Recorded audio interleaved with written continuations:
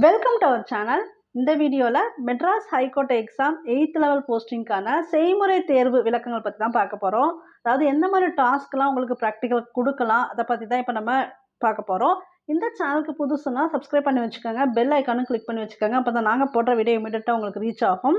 இந்த வீடியோவில் நான் என்ன கொடுத்துருக்கேன்னா, ப்ரீவியஸ் இயரில் ப்ராக்டிக்கலில் எந்த மாதிரி டாஸ்க்லாம் கொடுத்தாங்க அதை பற்றி தான் கொடுத்துருக்கேன். ஏன்னா இந்த இயர் டாஸ்க் எப்படி வரும் அப்படிங்கிறது நமக்கு தெரியாது. அவங்க சப்போஸ் டாஸ்க்லாம் மாற்றி கூட கொடுக்கலாம். ஆனால் ப்ரீவியஸ் இயரில் இந்த மாதிரிலாம் நடந்திருக்குங்கும் போது ஒரு ஐடியாவோட நீங்கள் போகலாம். சப்போஸ் அந்த இடத்துல அவங்க புதுசாக ஏதாவது கொடுத்தாலும் நீங்கள் தயங்காமல் அந்த ப்ராக்டிக்கல் பண்ணுங்கள், ஒன்றும் ப்ராப்ளம் கிடையாது. உங்களுக்கு எல்லாமே வீட்டு விஷயங்களாக தான் இருக்கும், தெரிஞ்ச விஷயங்களாக தான் இருக்கும். அதை நீங்கள் தெளிவாகவும் நீட்டாகவும் பயம் இல்லாமலும் பண்ணால் போதும். ஓகே, இப்போ ப்ரீவியஸ் இயரில் எந்த மாதிரி டாஸ்க்லாம் கேட்டிருந்தாங்க அப்படிங்கிறத பற்றி பார்க்கலாம். பூ கட்டுற டாஸ்க்கு கொடுத்துருக்காங்க. அதாவது லேடிஸ்க்கெல்லாம் பார்த்தீங்கன்னா இந்த மாதிரி டாஸ்க் கொடுத்துருக்காங்க. பூ கட்டுறத பொறுத்த வரைக்கும் உங்கள் கன்வீனியன்ட்டுக்கு நீங்கள் வந்து கட்டிக்கலாம். அங்கே ஏதாவது உங்களுக்கு திங்ஸ் எக்ஸ்ட்ரா கொடுத்துருந்தாங்கன்னா அதை எப்படி யூஸ் பண்ணுறது மட்டும் பார்த்துக்காங்க. லைட்டாக லாஸ்ட்டாக பூ கட்டிட்டு லைட்டாக தண்ணி தெளிச்சுலாம் வைப்பாங்க, அந்த மாதிரி பார்த்துக்கலாம். இதில் என்னென்னா வேறு ஏதாவது தேவையில்லாத காஞ்சி போன பூலாம் இருந்ததுன்னா அதெல்லாம் தனியாக எடுத்து வச்சுட்டு நல்லா ஃப்ரெஷ்ஷாக இருக்கக்கூடிய பூவை எடுத்து கட்டிக்கோங்க. பூ கட்டி முடிச்சுட்டு அந்த இடத்த மறக்காமல் க்ளீன் பண்ணிவிடுங்க. அதை கொண்டு போய் மீதி இருக்கக்கூடிய பூலாம் டஸ்ட்பினில் போட்டணும். இப்போ அந்த பூ கட்டும்போது ரொம்ப நெருக்கமாகவும் வேணாம், ரொம்ப அகலமாகவும் வேணாம். ஓரளவுக்கு கரெக்டாக மீடியமாக பார்க்குறதுக்கு அழகாக இருக்க மாதிரி கட்டினாலே போதும். உங்கள் கன்வீனியன்ட்க்கு நீங்கள் வந்து பூ கட்டினா போதும். பார்க்குறதுக்கு நீட்டாக இருக்கணும். கொடுத்த டைமிங்குள்ளே கட்டணும், அவ்வளோதான் இங்கே. செகண்ட் டாஸ்க் பார்த்தீங்கன்னா, மாவிலை தோரணம் கட்டுறது. ஒரு பர்சனுக்கு ஆக்சுவலாக 3 டாஸ்க் தான் கொடுப்பாங்க. அது எப்படி வேணால் மாறி வரும். உங்களுக்கு என்ன வருதோ அது போல் நீங்கள் பண்ணிக்கலாம். இப்போ வந்து எப்படி மாவிலை தோரணம் கட்டுறது, சிம்பிளாக கட்டினா இந்த லாஸ்ட் மெத்தடில் கட்டலாம். சப்போஸ் அது எனக்கு தெரியாது, நான் வந்து இலையெல்லாம் கிழிச்சிடுவேன் அப்படின்னு நீங்கள் ஃபீல் பண்ணீங்கன்னா, ஜஸ்ட் உங்களுக்கு தெரிஞ்ச மாதிரி கூட அந்த பூ ஏதாவது கொடுத்துருந்தாங்கன்னா, மாவு இலைகள் கொடுத்துருந்தாங்கன்னா, அதை வச்சு நீங்கள் அப்படியே கோத்துடுங்க. உங்களுக்கு தெரிஞ்ச மாதிரி கட்டிக்கங்க. அது வெத்தலையா இருந்தாலும் சரி, மாவிலையா இருந்தாலும் சரி. பார்க்கறதுக்கு அழகாக கட்டுங்க, அவ்வளோதான். மற்றபடி மாவிலை கட்டுறதெல்லாம் இது ரொம்ப டெக்னிக்கலாக இதெல்லாம் பண்ணணும் அப்படி இல்லை. உங்களுக்கு தெரிஞ்ச மாதிரி இதெல்லாம் வந்து சிம்பிளாகவே பண்ணிக்கலாம். ஆனால் நீட்டாக பண்ணுங்கள் எந்த ஒர்க் கொடுத்தாலும். அப்புறம் அவங்க எப்படி பண்ணுறாங்க, இவங்க எப்படி பண்ணுறாங்கன்னு பார்த்துலாம் பண்ண வேணாம். உங்களுக்கு என்ன வருதோ அதை அழகாக பண்ணி கொடுங்க அந்த இடத்துல, அது போதும். தென் இந்த டாஸ்க் கொடுத்துருக்காங்க சில பேருக்கு. துணி மடித்து வைக்கிற டாஸ்க்கு. ஏதாவது ஒரு ஷர்ட்டு இல்லை சாரீ இல்லைன்னா பெட்ஷீட்டு, டவலு இந்த மாதிரி கொடுத்து மடித்து வைக்க சொல்லியிருக்காங்க. எந்த அளவுக்கு நீங்கள் வந்து அழகாக அதை ஃபோல்டு பண்ணி வைக்கிறீங்க அப்படிங்கிறதுக்காக. மற்றதெல்லாம் ஈஸி தான். இப்போ உங்களுக்கு பெட்ஷீட்டு இல்லை சாரீ அதெல்லாம் கூட கரெக்டாக ஃபோல்ட் பண்ணி ஒரு ஷேப்பு கொண்டு வந்துடலாம். மெயினாக ஷர்ட்டு கொடுத்தா அதை கரெக்டாக மடிக்கணும். இப்போ அயர்ன் பண்ணுறவங்களுக்கு அந்த ஐடியா இருக்கும், வீட்டில் அயர்ன் பண்ணி போட்டுட்ருக்கீங்கன்னா. அந்த லாஸ்ட்டில் வரும்போது இந்த டைப்பில் வந்து நீங்கள் ஃபோல்ட் பண்ணிக்காங்க. லாஸ்ட்டில் வரும்போது அந்த பட்டன் வந்து மேலே வர மாதிரி இருக்கணும், காலர்லாம் கரெக்டாக மடிச்சிருக்கணும். ஸோ இந்த மாதிரி ஷர்ட்டை வந்து நீங்கள் ப்ராப்பராக மடித்து அங்கே வச்சுருங்க. அதுதான் துணி மடிக்கிற டாஸ்க் வந்து சில பேருக்கு கொடுத்துருக்காங்க. சில பேருக்கு இந்த மாதிரி டாஸ்க் கொடுத்துருக்காங்க. அதாவது ஒரு கிழிஞ்ச சட்டையில் அந்த பேக்கெட் இருக்கு இல்லையா, அதை ஸ்டிச் பண்ணுறதுக்கு ஊசி நூல் கொடுத்துருவாங்க. அதை நீங்கள் நீட்டாக ஸ்டிச் பண்ணுறீங்களா அப்படிங்கிறத பார்ப்பாங்க. சில பேருக்கு பட்டன் கூட ஸ்டிச் பண்ண சொல்லியிருக்காங்க. இந்த டாஸ்க்கும் கொடுத்துருக்காங்க. அயர்னிங் தெரிஞ்சு வச்சுக்கோங்க. ஓகேங்களா? இது ஏன் அங்கே கொடுக்குறாங்க அப்படின்லாம் நீங்கள் ஆராய்ச்சி பண்ண வேணாம். உங்களுக்கு ஒரு சில டெக்னிக்ஸாக தெரியுதா அப்படிங்கிறதுக்காக கூட அவங்க செக் பண்ணலாம். அதே மாதிரி போன தடவை கொடுத்த டாஸ்க்கு இந்த தடவை கொடுப்பாங்களா அப்படின்னு நம்ம சொல்ல முடியாது. பட் இருந்தாலும் இந்த விஷயங்கள்லாம் தெரிஞ்சுக்கிட்டு போங்கன்னு நான் சொல்ல வரேன். தென் போன தடவை என்ன சொல்லியிருக்காங்கன்னா, இந்த மாதிரி வாட்டர் கேன் லிஃப்ட் பண்ணி எடுத்துகிட்டு போயிட்டு ஒரு இடத்துல வைக்க சொல்லியிருக்காங்க ஜென்ஸுக்கெல்லாம். அது எப்படி அவங்க கரெக்டாக பண்ணுறாங்களான்னு பார்த்துருக்கலாம். இது ரொம்ப ரேர் கேஸில் ஒரு சில பேருக்கு மட்டும் கார் வாஷ் பண்ண சொல்லியிருக்காங்க. அங்கே சில சொல்யூஷன்ஸ்லாம் கொடுத்துட்டு, நீங்கள் அந்த சொல்யூஷன்லாம் கரெக்டாக யூஸ் பண்ணுறீங்களா? க்ளவுஸ் போட்டுக்கிறீங்களா? எந்த இடத்துலையுமே உங்களுக்கு க்ளவுஸ் தேவைப்பட்டுச்சுன்னா, அந்த இடத்துல நீங்கள் யூஸ் பண்ணிக்காங்க. திங்ஸ் என்னென்ன வச்சுருக்காங்களோ, மேக்ஸிமம் உங்களுக்கு அதெல்லாம் யூஸ் பண்ணணும் அப்படிங்கிற இடம் இருந்துச்சுன்னா, அந்த இடத்துல யூஸ் பண்ணிக்கங்க. அதுக்காக தான் அங்கே வச்சுருப்பாங்க. ஓகேங்களா? அப்போ இந்த கார் எப்படி வாஷ் பண்ணுறாங்க, அதெல்லாம் கூட செக் பண்ணியிருக்காங்க. இது ரொம்ப ரேர் கேஸில் நடந்திருக்கு இந்த டாஸ்க்கு. அது மாதிரி லேடிஸ்க்கு வந்து கோலம் போட சொல்லியிருக்காங்க. கோலத்தை பொறுத்த வரைக்கும் சில பேருக்கு புள்ளி வச்சு போட தெரியும், சில பேருக்கு ரங்கோலி தான் போட தெரியும். அவங்க ஜஸ்ட்டு கோலம் போட சொன்னால் உங்களுக்கு என்ன வருதோ அதை நீங்கள் போட்டுருங்க. சப்போஸ் உங்களுக்கு அவங்க புள்ளி வச்சு தான் போடணும்னு சொன்னால் சிம்பிளாக இந்த மாதிரி கோலங்கள் வந்து தெரிஞ்சுக்காங்க. ரங்கோலினா உங்களுக்கு ஈஸி, எந்த ஷேப் போட்டாலும் அதை நீங்கள் கரெக்டாக கொண்டு வந்துடலாம்.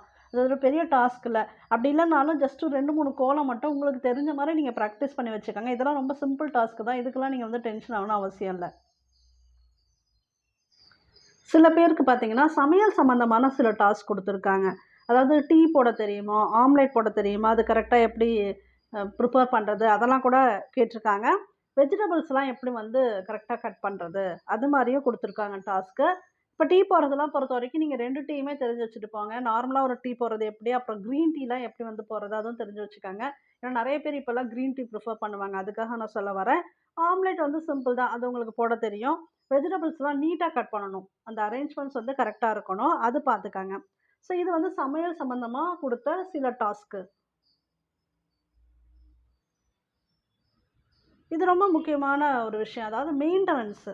இப்போ ஆஃபீஸா இருக்கட்டும், இல்ல ஜட்ஜ் வீடா இருக்கட்டும். இந்த மெயின்டனன்ஸ் வந்து கரெக்ட்டா இருக்கணும்னு எதிர்பார்ப்பாங்க யாரா இருந்தாலும். அதனால இந்த மாரி சில டாஸ்க் வந்து குடுக்கலாம். குடுத்துருக்காங்க ஆல்ரெடி. ஒரு டேபிள்ல கசகசன்னு எல்லாத்தையும் வச்சுட்டு, அத நீட்டா அரேஞ்ச் பண்ணுங்க அப்படின்னு சொல்லலாம். இன்னும் ஒரு வாட்டர் கேன் எங்க வைக்கணும், அந்த மாரி ஒரு பென் எங்க எடுக்கணும், பென் ஸ்டாண்ட் எந்த இடத்துல இருக்கணும். அதாவது இது எல்லாமே நான் எப்படி சொல்ல வரேன்னா, உங்க கன்வீனியன்ட்டுக்கே வைங்க. இப்ப நீங்க அந்த இடத்துல உட்கார்ந்துருக்கீங்கன்னா, உங்களுக்கு எப்படி எடுத்தா உங்களுக்கு அது கரெக்ட்டா வாட்டம் வரும். அத தெரிஞ்சு, அதே போலவே நீங்க வந்து வைக்கலாம். ஒண்ணும் பிரச்சனை கிடையாது. இந்த மாரி ஃபைல் அரேஞ்ச்மெண்ட்டு. ஃபைல் அரேஞ்ச்மெண்ட் பொறுத்தவரைக்கும் டேட் வைஸ் வைக்கலாம். எந்த ஆர்டர் வைஸ் அவங்க கேட்குறாங்களோ, அதுபடி நீங்க வந்து ப்ரிப்பேர் பண்ணி வைக்கலாம். வீட்ல வந்து இப்ப டேபிள் அரேஞ்ச் பண்ணணும் அப்டின்னா, டைனிங் டேபிள்லாம் அரேஞ்ச் பண்ணணும் அப்டின்னா, நீட்டா அந்த கிளாத் போட்டு அரேஞ்ச் பண்ணணும். சப்போஸ் உங்களுக்கு அங்க ஏதாவது கிளாத் வச்சிருந்தாங்க, இப்ப டைனிங் டேபிள் அரேஞ்ச் பண்ணி குடுங்கன்னு சொன்னா, அதுக்கேத்த மாரி நீங்க கிளாத் போட்டுட்டு, அதுக்கு மேல எந்த இடத்துல எது வச்சா கரெக்ட்டா இருக்கணும், நீங்க உங்க பிளானுக்கே வைங்க. அப்புறம் கிளீன் பண்ண சொன்னாங்க. இப்ப டேபிள் ஏதாவது கிளீன் பண்ணி குடுக்க சொல்லியிருக்காங்க அப்டின்னா, அந்த டாஸ்க் குடுத்தா கூட, பக்கத்துல என்ன சொல்யூஷன் இருக்கு, அதாவது ஏதாவது யூஸ் பண்ண முடியுமா? க்ளவுஸ் யூஸ் பண்ண முடியுமா? அப்டின்னு பார்த்துட்டு, அத வச்சு நீங்க யூஸ் பண்ணிக்கலாம். அதனால இந்த ஆஃபீஸ் மெயின்டனன்ஸ் சம்மந்தமான ஒர்க் வந்து உங்களுக்கு குடுக்கலாம். இந்த மாரி ஒரு பிக்சர் குடுத்துட்டு டிஃபரன்ஸ் கண்டுபிடிக்கிற மாரி சில டாஸ்க் குடுத்துருக்காங்க. அதாவது இது எதுக்குன்னு பார்த்தீங்கன்னா, உங்க புத்தி கூர்மைய செக் பண்றதுக்காக. ஒரு பர்ட்டிகுலர் டைம்க்குள்ள உங்களால எப்படி கரெக்ட்டா அத கெஸ் பண்ண முடியுது அப்படிங்கிறத அவங்க செக் பண்ணலாம். இப்ப நான் அந்த ஒரு பிக்சர் குடுத்துருக்கேன். இதுல 3 டிஃபரன்ஸ் இருக்கு. நீங்க ஒரு 30 செகண்ட்ஸ் எடுத்துக்கங்க. 30 செகண்ட்ஸ்ல உங்களுக்கு இந்த பிக்சர்ல இருக்கக்கூடிய டிஃபரன்ஸ் வந்து கண்டுபிடிக்க முடியுதா? 3 டிஃபரன்ஸ் கண்டுபிடிக்க முடியுதா? அப்படிங்கிறத செக் பண்ணுங்க. நான் ஒரு ஃபியூ செகண்ட்ஸ் அதுக்கப்புறம் நான் ஆன்ஸர் நானே சொல்லிர்றேன். நீங்க வந்து டைம் பாஸ் பண்ணி வச்சுட்டு கூட பண்ணுங்க.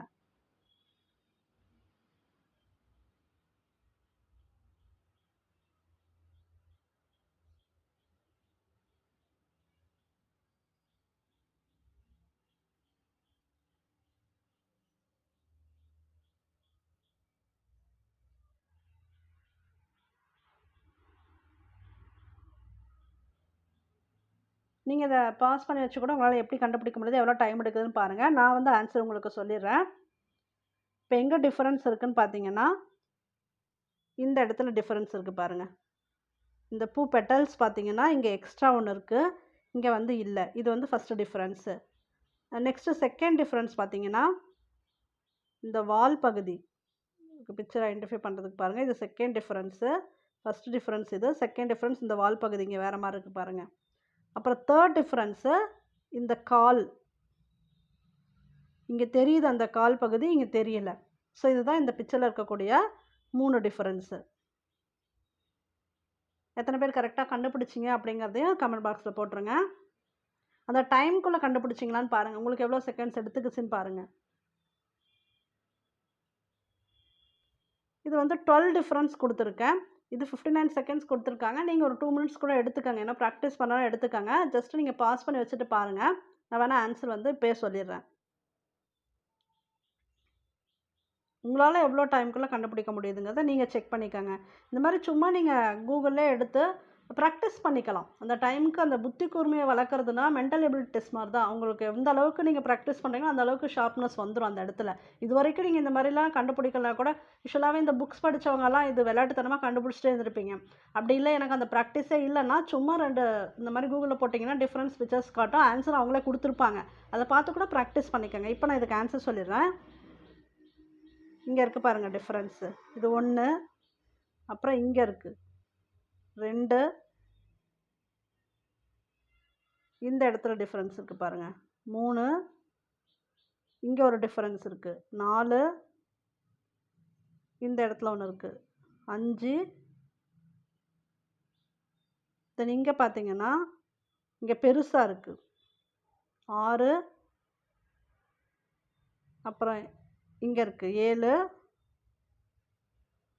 தென் இந்த இடத்துல 8, அப்புறம் இந்த இடத்துல இங்கே ஒரு எக்ஸ்ட்ரா இருக்குது பாருங்கள், இந்த 9, இந்த இடத்துல இருக்குது 10, அப்புறம் இங்கே ஒன்று இருக்குது 11.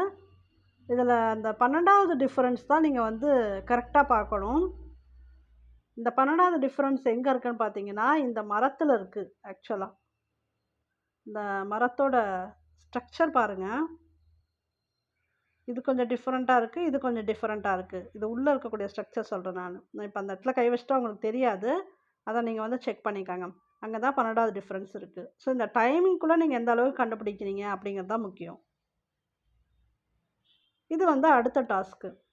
இந்த டாஸ்க் எப்படி கொடுப்பாங்கன்னா, இதே மாதிரி பிக்சர் கொடுத்துட்டு இதில் வந்து உங்களுக்கு என்ன ஞாபகம் இருக்கோ அதை எழுதுங்கன்னு சொல்லுவாங்க. இப்போ நீங்கள் என்ன பண்ணலாம்னா ஒரு 30 செகண்ட்ஸ் எடுத்துக்கலாம்.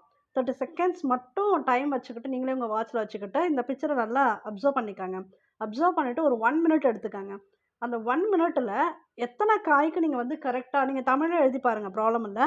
எத்தனை காய்க்கு கரெக்டாக உங்களால் எழுத முடிஞ்சது, உங்கள் மைண்டில் எத்தனை வந்து அப்சர்வ் ஆகிருக்கு அப்படிங்கிறத நீங்கள் செக் பண்ணிக்கலாம். இது வந்து அடுத்த டாஸ்க்கு. இது நீங்கள் பாஸ் பண்ணி வச்சுட்டு செக் பண்ணுங்கள். ஆன்சர் வந்து உங்களால் எவ்வளோ கண்டுபிடிக்க முடியுது, 1 மினிட்ல வந்து எத்தனை நீங்கள் கண்டுபிடிச்சிங்க. இதில் வந்து கிட்டத்தட்ட ஒரு 20 இருக்குன்னு நினைக்கிறேன். இதில் எத்தனை உங்களால் மேக்ஸிமம் எழுத முடிஞ்சுது அப்படிங்கிறத நீங்கள் கமெண்ட் பாக்ஸில் போடுங்க. ஸோ இந்த மாதிரி சில டாஸ்க்லாம் தான் அவங்க கொடுத்தது. இதெல்லாம் மறுபடியும் சொல்கிறேன், ப்ரீவியஸ் இயரில் நடந்த டாஸ்க். இப்போ வந்து டைமிங் ஏதாவது மாறலாம். நீங்கள் அப்படியே இதை பாஸ் பண்ணி வச்சுட்டு பார்த்துக்கலாம். இப்போ ஜஸ்ட் லிசன் மட்டும் பண்ணிவிடுங்க.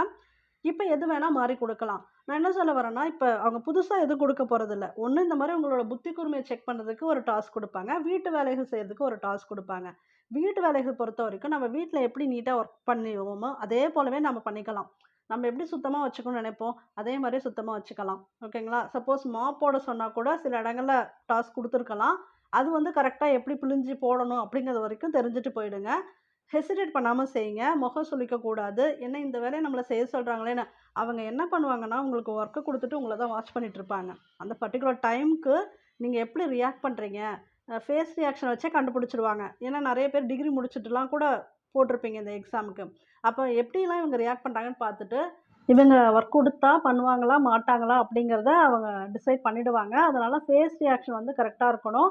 ஸோ எந்த வேலை கொடுத்தாலும் நீங்கள் வந்து பெர்ஃபெக்டாக பண்ணுறதுக்கு ட்ரை பண்ணுங்கள். முகம் சுளிக்காமல் செய்யுங்க. ஏன்னா நீங்கள் வந்து இந்த வேலை வேணும் அப்படின்னு டிசைட் பண்ணிங்கன்னா கண்டிப்பாக நீங்கள் அப்படி பண்ணால் தான் அவங்க மார்க்ஸ் வந்து நல்லா கொடுப்பாங்க.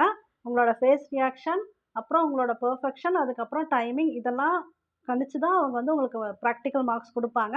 நீங்கள் சப்போஸ் தியரி மார்க்ஸில் கம்மியாக இருந்தால் கூட ப்ராக்டிக்கல் மார்க்ஸில் மற்றவங்கள விட அதிகமாக வாங்குறதுக்கு வாய்ப்புகள் அதிகம் தான். ஏன்னா நீங்கள் ஒர்க்கு எப்படி அங்கே பண்ணுறீங்கிறத பொறுத்து இங்கே சேஞ்ச் ஆகும். அந்த மார்க்ஸே கூட உங்களோட ஜாபை வந்து டிசைட் பண்ண வைக்கும். அதனால் ஹெசிடேட் பண்ணாமல் ஒர்க் பண்ணுங்கள். ஸோ நீங்கள் கேட்ட வீடியோஸ் எல்லாமே நான் போட்டுட்டேன். ப்ராக்டிக்கல் வீடியோஸ் போட்டாச்சு, தென் இன்டர்வியூ வீடியோஸும் போட்டாச்சு. நீங்கள் ரெஃபர் பண்ணிக்கோங்க. ஸ்கில் டெஸ்ட் வரும்போது அதை நல்லா அட்டெண்ட் பண்ணுங்கள். ஓகே, தேங்க்யூ ஃபார் வாட்சிங். நம்ம சேனல் இது வரைக்கும் சப்ஸ்கிரைப் பண்ணலாம், சப்ஸ்கிரைப் பண்ணி வச்சுக்கோங்க.